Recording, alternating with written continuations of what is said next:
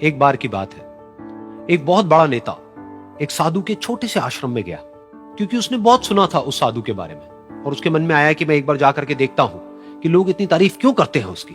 तो जब वो उस आश्रम में गया तो वहां पर एक छोटा सा कमरा था जहां पर एक कालीन बिछा हुआ था।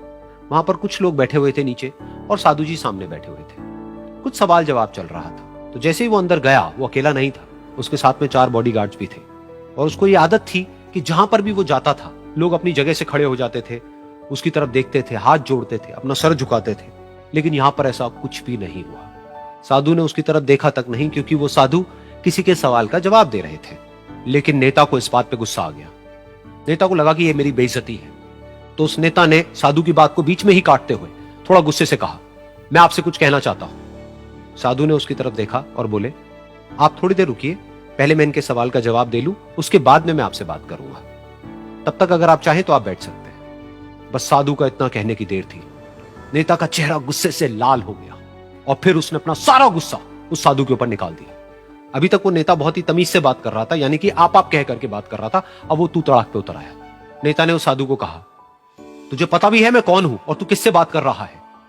साधु ने उसकी तरफ देखा और कहा, मुझे इससे कोई फर्क नहीं पड़ता कि आप कौन हैं, लेकिन आप जो कोई भी है, अगर आप चाहते हैं कि मैं आपके सवाल का जवाब दूं या आपसे बात करूं तो आपको कुछ देर रुकना होगा। और साधु के ये कहते ही नेता गुस्से से पागल हो गया और वहीं सबके सामने चीखने चिल्लाने लग गया, अब मैं तुझे तेरी असली औकात दिखाऊंगा। तूने मुझसे पंगा लेकर के ठीक नहीं किया है। तुझे पता भी है मैं तेरे बारे में क्या सोचता हूं। साधु ने फिर से उसकी तरफ देखा और बड़े ही प्रेम से कहा कि मुझे इससे कोई फर्क नहीं पड़ता है कि आप मेरे बारे में क्या सोचते हैं। आप जो चाहे वो मेरे बारे में सोच सकते हैं। फिर उस नेता ने बोला कि तू चाहे सुनना चाहता है या नहीं, लेकिन मैं तुझे बताऊंगा यही सबके सामने कि मैं तेरे बारे में क्या सोचता हूं। तू एक बहुत ही घटिया इंसान है। तू कोई साधु नहीं है, तू एक ढोंगी है, पाखंडी है और यहां पर जितने भी लोग बैठे हैं उन सबको बेवकूफ बना रहा है। तेरा बस एक ही मकसद है कि इन लोगों की जेब में जितना भी पैसा है वो सब तेरे पास में आ जाए। तू अपने फायदे के लिए इन लोगों का इस्तेमाल कर रहा है और अब मैं तुझे नहीं छोड़ने वाला। तेरा पर्दाफाश करके रहूंगा पूरी दुनिया के सामने। लेकिन उसके इतना बोलने के बाद भी उस साधु के चेहरे पर हल्की सी मुस्कान बनी ही रही। ये देखकर वो और तिल मिला गया और उसने कहा, अब बहुत हुआ, अब मैं यहां 1 मिनट भी नहीं रुकने वाला। लेकिन अभी भी तेरे पास में मौका है। अगर मुझसे माफी मांगनी है या मुझसे कुछ कहना है तो कह सकता है। इतना सब होने के बाद भी साधु बिल्कुल शांत था और उनके चेहरे पर एक मुस्कान थी।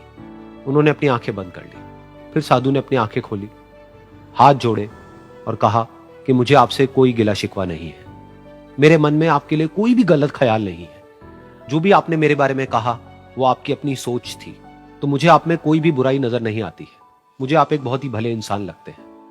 और साधु के इतना कहते ही नेताजी का दिमाग 7वें आसमान पर पहुंच गया। उनके चेहरे पर एक अजीब सी खुशी थी, क्योंकि उस साधु ने वो ही कहा जो बाकी सब लोग उस नेता को कहते हैं। और वो खुशी खुशी उस आश्रम से अपने घर की तरफ चला गया और जा करके अपने पिताजी के साथ में बैठ गया। उसके पिताजी की आंखें बंद थी और वो ध्यान में थे। पूरी जिंदगी उन्होंने सिर्फ लोगों की सेवा करी और बदले में कुछ भी एक्सपेक्ट नहीं किया।